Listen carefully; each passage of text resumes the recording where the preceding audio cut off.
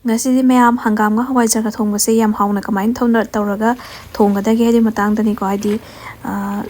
mahi sida akoina hapkadaba ngari ne dagi tilhau dagi singa suba dumain tawraga morok kai ka hapiro aduga brumung sonbi matungda sumaina hapsan biro hangam se yamna git namaga dum hapi bisina hangam gidi khwai dagi hawi ko chiri thongma hawtabne hangam dadi aduga aidi makok se gaungje duna makok se dum hapchalle mi di lathok imung su dum yawi ko makok se yam tin hawe duna hape aduga hangam ga hawaijar thongba se yam di haw chaningi aduga aina thongbai haiti kana haibe mi yawi ko kamain tawra thongdo khangdi kana adugi damakta dumaina khanba singki ayamba oina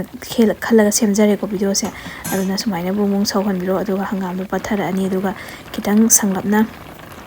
sumain lai sida imung dugi chana ga thum chang ba hapiro mun mala so hawte mi loi khangna le da dugi de ko aduga thau ngoraga hawaijar thakpagi khwa amasu lai tu su nom thongjarake aduga ngasi sina ngari oina hapaga tawbagi khothongni ko adu sumain tawre adu hangam se hojik se pere ki khwai degi hawa matamne hangam pere se ngali ngade puthorpo dudi masak phajabai wani har chai salaga mina pamna puthorpo dina kaisu hawtamne kan laraga ne khoi mahaw sam samaga khoi hawte ba khangra mahaw do aduga hojik sina masagi normal oina mayam gi oina kaina tawjarpa matamne ne pere karakpani ne hawe ba hawaijar sina maru asawbane ado maru akupana di kitang hawbe heliko londa dadi adubo dum siju ngasi hawaijar sisu ipam dai pirakpani moine lolena ado hawe dum soigide aduga kogi ngasi je aina sumaina alumana se alumana eronba amaga ko tawjarake ba ko mayam adum video makhata na yengbiyo ko aduga sumain tawraga kogi loisalakpai timing sida ado hawaijar thakpi ba matamdadina ngaktang taplapna loi mix taro otpi ko hadi ayaw jaga na tonga yaw lebdo hawtabane ba aduna taplapna kaidana ba otpiraga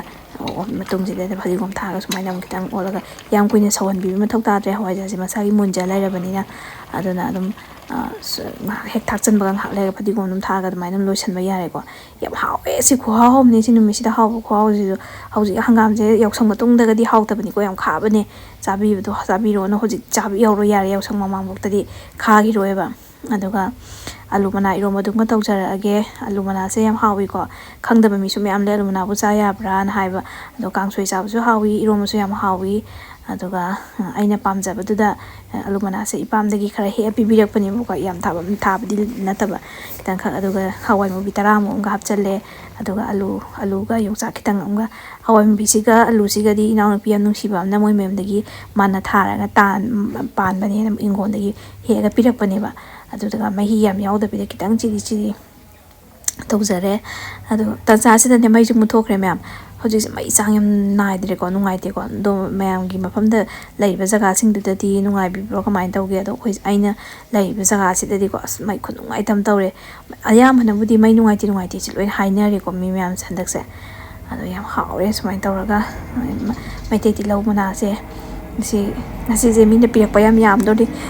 mai te ti lau mana se su ne koi ichiem nusiba amna kakna ne kangbra mana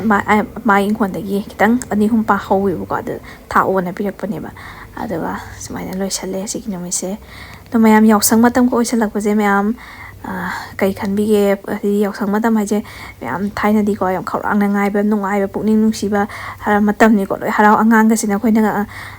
angang ori ngai daga sahi mayam wali ngai da yaksang do state kya no na pana da ma si yeng na tawnare ko yam nusi ko matam do jikti lan tawkhibadagi koire ko yaksang yaktaba tuna sahi ani phara amani adu handaki side tawdoribra khangdre thangi video da thingna